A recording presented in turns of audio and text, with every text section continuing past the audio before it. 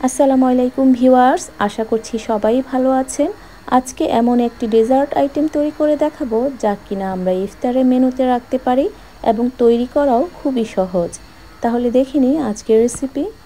প্রথমে একটা হাঁড়িতে পানি বসিয়ে দিলাম, তারপর দিয়ে দিলাম হাফ কাপ সাবুদানা। সাবুদানাগুলো দিয়ে নেড়েচেড়ে দিব, তারপর দিয়ে দিব হাফ টিস্পুন লবণ। সাবুদানাগুলো অনবরত নাড়তে থাকবো। যখন সিদ্ধ হয়ে যাবে তখন একটা ছাঁকনির মধ্যে ছেঁকে ঠান্ডা পানি দিয়ে ভিজিয়ে রাখবো।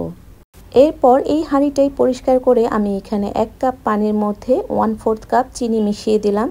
তারপর দিয়ে দিলাম 1 টেবিল চামচ আগার আগার পাউডার এবং 1 টেবিল চামচ লেবুর রস। এটা দিয়ে আমি জেলি তৈরি করে নিব। আপনারা চাইলে ইনস্ট্যান্ট জেলির প্যাকেট কিনেও তৈরি করে নিতে পারেন। ভালো করে মিশিয়ে 2 থেকে 3 মিনিট বলক উঠিয়ে জাল করে নিব। তারপর 2টা বাটিতে সমানভাবে ঢেলে নিব। 2টা বাটিতে 2 রকমের ফ্লেভার অ্যাড করব। প্রথম বাটিতে দিয়ে দিলাম অরেঞ্জ ফুড কালার এবং 1 চা চামচ অরেঞ্জ এসেন্স। ভালো করে নেড়েচেড়ে মিশিয়ে দিব। পরেরটাতে দিয়ে দিলাম রেড ফুড কালার এবং স্ট্রবেরি এসেন্স। এখন এগুলোকে ঠান্ডা করে ফ্রিজের নর্মাল চেম্বারে রেখে দিব। এরপর এখানে হাফ লিটার তরল দুধের মধ্যে দিয়ে দিলাম 3 টেবিল চামচ গুঁড়ো দুধ। দুধটা দিয়ে মিশিয়ে নেব। তারপর দিয়ে দেব 3 টেবিল চামচ চিনি। মিষ্টিটা এখানে আপনাদের পছন্দ অনুযায়ী কমিয়ে বাড়িয়ে দিতে পারেন। এখন অনবরত নাড়তে থাকবো। যখন দুধটা ঘন হয়ে যাবে তখন চুলা থেকে নামিয়ে ঠান্ডা করে নেব। এখন একটা বাটিতে নিয়ে নিলাম হাফ কাপ টক দই।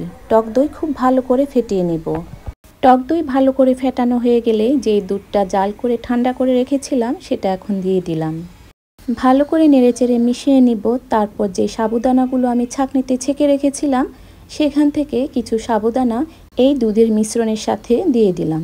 সাবুদানাগুলো দুধের সাথে মিক্সড করে নিব। তারপর এখানে কিছু ফ্রুটস কেটে নিয়েছি, সেগুলো এখন দিয়ে দিলাম।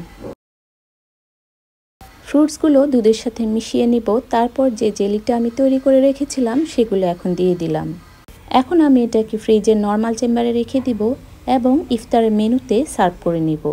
তৈরি হয়ে গেল খুব সহজে ফ্রুটস দিয়ে সাবুদানার ডেজার্ট আইটেম। ভালো লাগলে রেসিপিটি অবশ্যই ট্রাই করবেন এবং আমার ভিডিওটিতে লাইক দিয়ে শেয়ার করে দেবেন আর আমার চ্যানেলটিকে সাবস্ক্রাইব করবেন। সবাইকে অসংখ্য ধন্যবাদ। আল্লাহ হাফেজ।